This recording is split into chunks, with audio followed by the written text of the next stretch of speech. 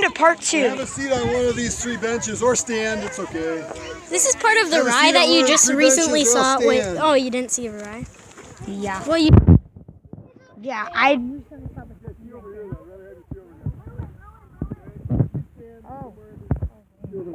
That's from the dough. Yeah, that's from dough. This has actually been a pretty fun road trip. Sit on the grass, it's fine. Because that has some metal pieces there, I want you to be a little careful. Yeah, this is from the rye. So. Plus, it's got Pretty those cool. little I'm just gonna throw it Right here or stand. Looks like now we're going to be doing a lumberjack. Okay, everybody. Look at that axe. So you found out about making a little bread dough? Yeah. Yep. Does anybody remember what kind of grain was that in the bread? Rye. I got some. Who's had rye bread?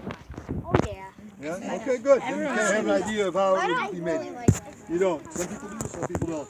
Okay, a couple things about the woodshed here. Mr. Kepsel, the guy that built the home, was a woodworker who trained in Austria before he came to 1800. So he was kind of an expert. He actually built that home himself, of course. But it was a family home in the 1880s. Beautiful home for that time period. That's a long time ago. You wanted a nice home for your family, but you also wanted a home that you could show to other people so that you could get them to hire him to build a home. So it's kind of like a model home today. If you guys look at that home for just a minute, you see those real right? Timber, that's called. It's called half timber, actually, the way it's built. And there's a German word for it. It's called Flachwerk, half timber. But in between those big pieces of wood, what kind of stuff is that? In between all those pieces of wood? It's what? Cement. It's brick, yeah. Kind of like cement, but it's brick. Now here's the question though. Usually what color do we think of brick being? Red. Red. Something happened to that brick, right? It's a kind of brick that's sort of famous in this part of Wisconsin. Yeah. It's supposed to be white, but don't they have it in like Fox Lake too? They might, yeah. Yeah, and it's made from limestone primarily rather than clay. So you get more of that yellowish color. It's called Cream City brick. Lots of buildings in Milwaukee actually constructed with Cream City brick. All right? So the other thing to notice about the house too is what do you call that stuff that's up on the roof?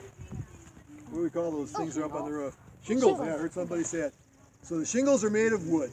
And I'll show you the kind of wood that they're made from in just a minute. But there's a what? There's a toad in there. Yeah, there's all kinds of critters out here. All kinds of critters. You guys have a seat. Have a seat. All right. You can check out the toad later on the way out. You got away.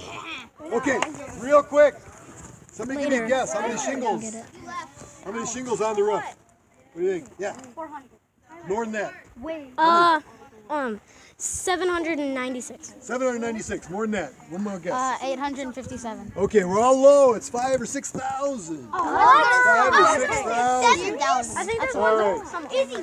Take a look here, everybody. This is a piece of cedar. It's a piece of cedar wood. It's kind of like pine, except it smells a little better. It works a little better as a shingle. Water tends to roll off cedar much better. So you cut pieces of cedar kind of like this, 5,000 of them on the front and back of the roof, and that would keep the inside of the house dry, hopefully. All right? How would I use a tool to cut this kind of thing? That's what this stuff is for right here. Oh my God. This thing's called a froe, F-R-O-E. So it's just a long cutting blade. It's kind of like an axe or a hatchet, except it's got a much longer blade. Axes and hatchets tend to be more that size, probably. Who's gone camping sometime? Yeah, gone camping? Had a campfire? Who's ever had a campfire? All right. You got to cut wood kind of small to start a fire, right? You can't start a fire with large pieces to begin with. You got to have smaller pieces.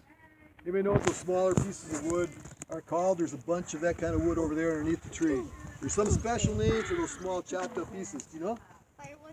Yeah, well, but something a little more specific. Starts with the letter K. I don't know if you ever heard of it. K. What is it? Kindling. You're pretty close. Kindling. So the way in which somebody would use this tool to chop kindling would be something like this. This thing's called a mallet. You notice it's all made out of wood. Been working on a new one today. Just from a log that was sawed and then kind of shaped into something like this big hammer. There we go.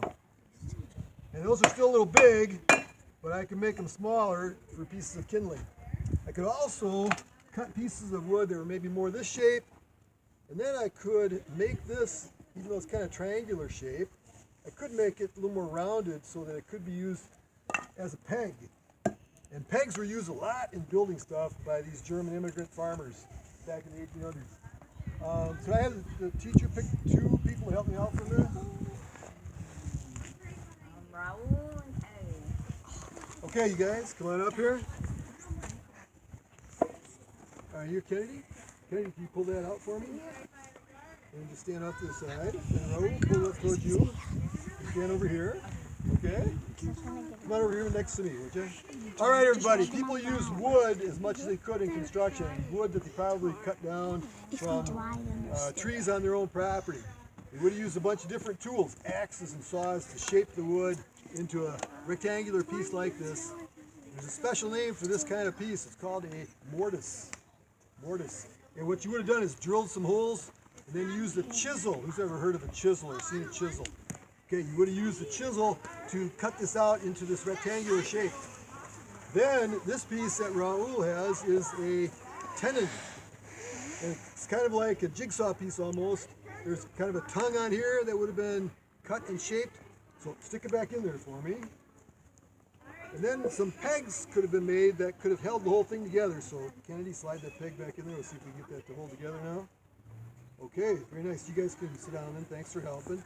So you held the framework of a building together, a barn, a woodshed, a house, not with big bolts, not with big screws or nails, but wood that you shaped into these pegs. And that way you're using stuff that you could have gotten on your own property. You didn't have to go to the general store, you didn't have to go to the blacksmith to place a special order or something like that. All right? I want you guys to come on in then and gather around this bench here, either side, okay? Either side. Take a close up of that shit. Come on in on either side, everybody. I'm gonna take a better picture of it. At least that's a good thing. Come on in on either side so you can see what's going on here. All right. Good angle. So we talked a little bit how you cut wood, and then you're going to have to shape the wood the way that you wanted it to make the shingles, to make the pegs. Let's see. Here's a good example of a piece of cedar. You see how it's kind of thinner on this end, everybody? Yeah. Thinner there, right? And that's so I could lay it up on the roof like that with a thinner piece toward the top, and then overlay the shingles all the way down, kind of one over the other. And that way things would run off better, water would run off better, snow would melt off better in the spring, things like that. I could shape a piece of cedar on this tool. And I could also make a peg. You know, this is something that started out as a square piece, it's kind of roundish. If you look around the machine shed here, around the wood shed, you'll see a number of pegs that hold all the big beams together, like right over there where the 2 pieces come together like that above the bench. So in order to get a square shape, kind of rounded, I use this old woodworking tool called a Schnitzelbank. Wow, that's a mouthful, right? Let's try that. Schnitzelbank. Okay, there you go. Schnitzel means to shave, and bank is a bench, so I'm shaving wood on this bench. And I do it kind of like this with what's called a draw knife. I'm putting the foot brake on, and then I just shave off a little bit of wood. And over time, this piece is sort of square, can look more and more round, probably. All right, I got one other tool. A little bit. Just stay where you are. Have you ever seen a tool like this? No. Yeah, what is it? Somebody tell me what's it called? Yeah, it's a drill. And it's a cordless drill. Wow. Except the power is provided by me. And it's really, the old-fashioned name for it is a bit, this part of it, and a brace, because I hold that. So stay right there, but you see this works by turning it to the right or clockwise.